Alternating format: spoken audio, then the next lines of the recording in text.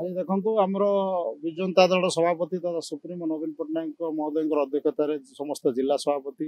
और समस्त कमिटी अध्यक्ष मान समस्त सभ्य मान सहित आलोचना हम आमर दल कि भाव में सुदृढ़ रंगठन मजबूत हम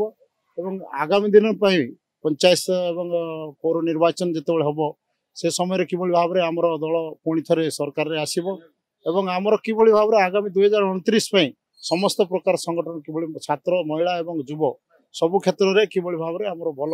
संगठन मजबूत हम से आज आम व्यक्तिगत भाव में आमर प्रस्ताव रही आमर कि संगठन सुदृढ़ रहा सागे सागे लोक मान पाखे आम जीवु जन स्वार्थ विरोधी जो सरकार जो आसी जन स्वार्थ करते कहते मिथ्या प्रतिश्रुति अनेक कथा कही से सरकार आसते आज विफल होती से कथा को आम उठेबू सब जनसाधारण पाखे सचेतन करेबू और जनसाधारण स्वार्थ सहित जड़ित रही जनसाधारण को सचेतन करवा सागे सागे सहित रहा चेष्टा कर।